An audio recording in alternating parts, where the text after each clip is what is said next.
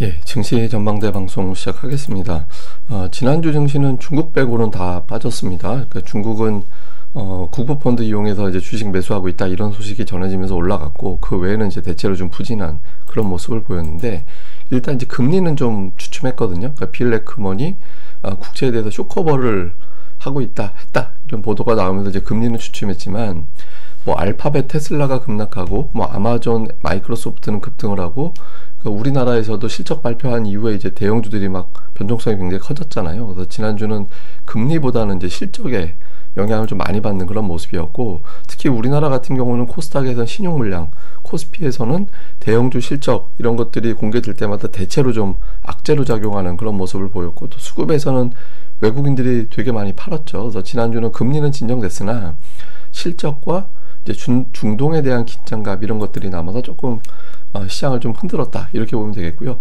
미국 종목들 딱 봐도 대부분 종목들이 다 하락했잖아요. 그나마 뭐 로키드 마틴, 맥도날드 이런 게 좀 덜 빠져서 그렇지, 그러니까 대부분 다 많이 빠졌거든요. 그래서 투자자들이 실적 시즌을 딱 보면서 이후에 좀 실적 환경이 별로 안 좋을 것 같다 이런 걱정을 하면서, 뭐 개별적인 JP모건 같은 경우는 다이먼 회장 지분 이슈도 있었습니다만은 전체적으로는 좀 매도 우위의 그런 모습을 보였습니다.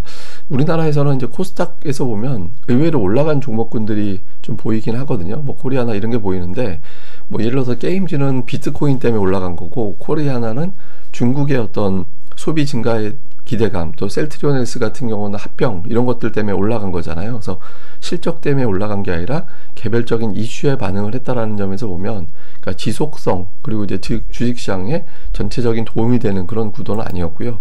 코스피 같은 경우는 2차전지 관련된 종목군들이 워낙 많이 빠져서 전체적으로 지수를 끌어내리는데 큰 역할을 했습니다.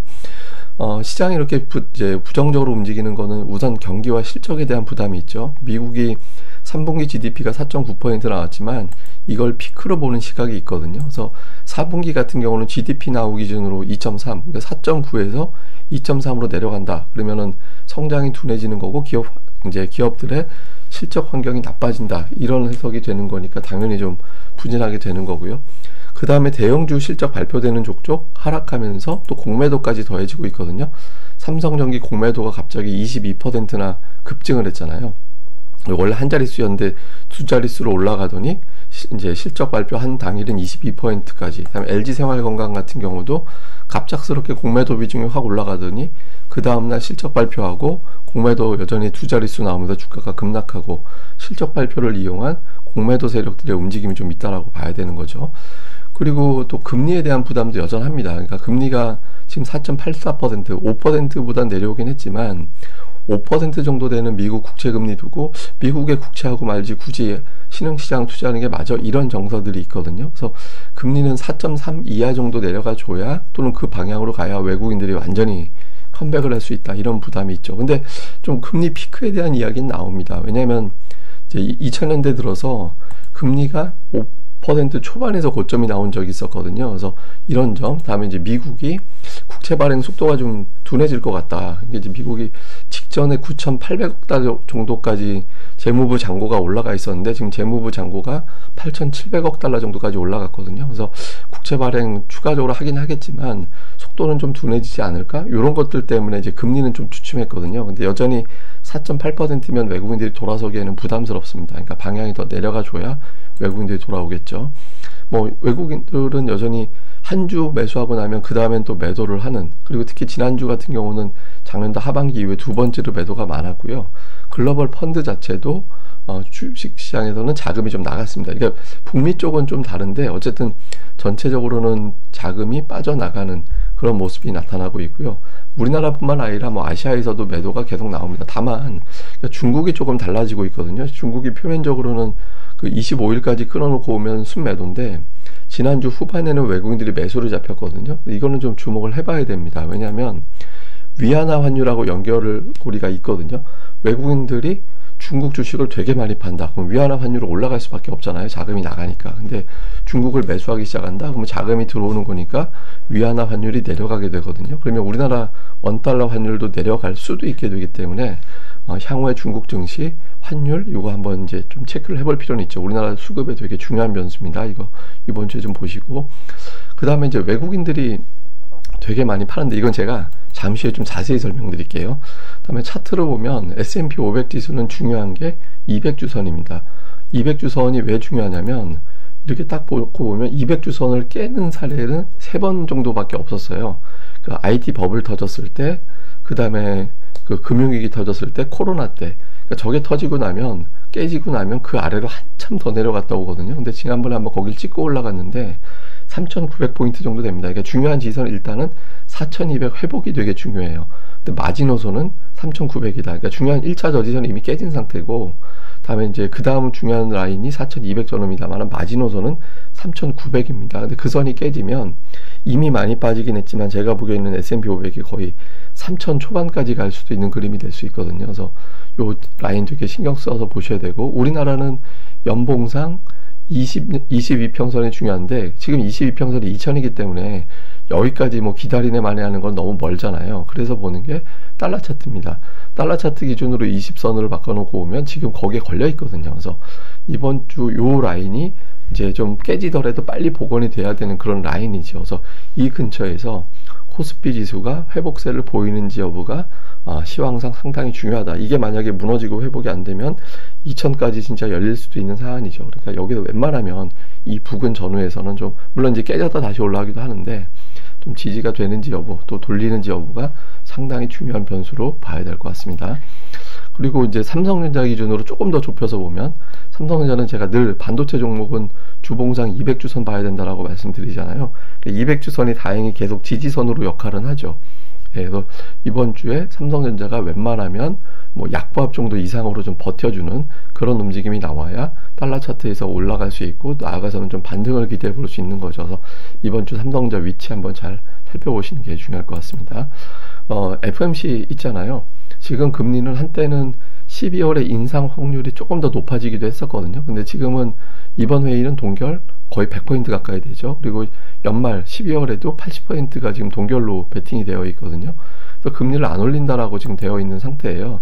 왜 그러냐면 이미 금리가, 시중금리가 높아서 금리 올릴 필요가 없다. 그다음에 이제 빌 에크먼 같은 사람들이 숏 커버에 나섰다. 이제 금리 내려간다라는 쪽, 또는 더 안 올라간다라는 쪽에 베팅을 했다라는 거죠. 그리고 연준 인사들이 금리가 올라가서 더 이제 금리 인상할 필요가 없다라는 취지로 말하는 사람들이 몇 명 있었고, 그 다음에 무엇보다 근원 물가는 내려가는 추세는 유지하고 있거든요. 그래서 내려가고 있는데 굳이 무리해서 금리를 올릴 필요는 없다, 이런 정서들이 있는 것 같습니다. 그래서 이번 주에 이제 PCE 지표 나오는데 그것까지 조금 더 안정이 된다라면 이제 금리 인상 종결론이 조금 더 힘이 실릴 수도 있겠죠. 이거 좀 주목해 봐야 될 것 같습니다.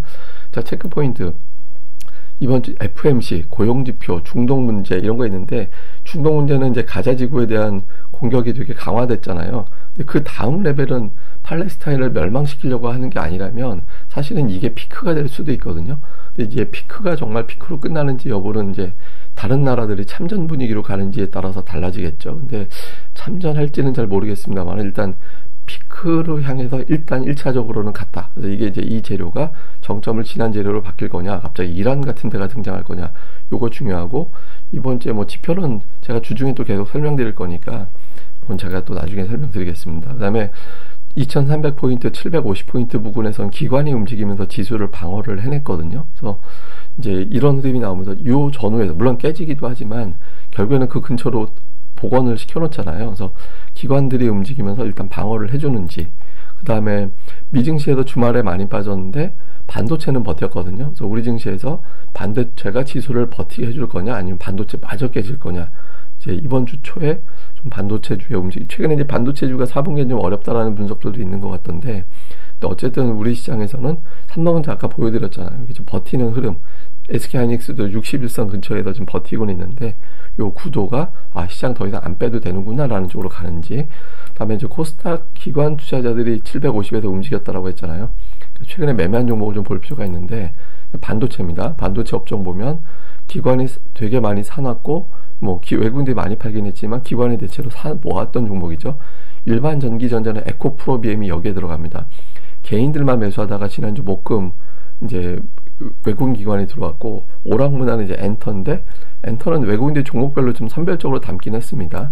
그 다음에 이제 의약품은 수급이 좀 오락가락하죠. 뭐 일관성 있게 누군가 샀다라는 느낌이 없고, 디지털 콘텐츠는 이거 게임 업종인데 게임 업종은 개인들이 최근에 6일 연속 매도하고 외국인 기관이 매수하는 그런 구도를 보였거든요. 그래서 좀 업종별 수급 최근에 추이도 한번 빌드업이 된 거, 아니면 이제 조금씩 사들이나 이런 것들이 좀 있으니까 이런 걸 좀 볼 필요가 있는 것 같습니다. 그 다음에 제가 아까 보여드리다가 만 건데, 이제 외국인들 매도가 되게 많이 나오잖아요. 그러니까 6월 16일 이후부터 외국인들 현물과 선물이 매도로 추세가 뒤집어졌거든요. 아직까지 현물은 연간 순매수 상태인데 한 7조 원 조금 더 되게 팔았습니다. 근데 잘 보면 매도가 집중이 돼요. 순매도 상위를 보세요. 포스코홀딩스, LG화학, LG에너지, 삼성 SDI, 포스코 퓨처엠, SK 이노베이션, 2차전지 고리 있는 종목군들만 거의 10조 원 팔았거든요. 외국인들이 이 기간에 매도한 거보다 더 많은 금액이 2차전지에 집중이 되어 있고요. 그 종목들의 연간 피크 대비 낙폭을 보면 포스코홀딩스가 44%, 포스코 퓨처엠이 63% 빠졌고 에코프로비엠이 피크 대비 65%가 빠졌습니다. 이게 종가 기준이 아니라 장중 최고점 대비거든요. 그러니까 외국인들이 2차전지를 되게 많이 팔고 2차전지 시가총액이 되게 높아졌기 때문에 이 종목들이 하락하면서 지수를 끌어내린 거예요.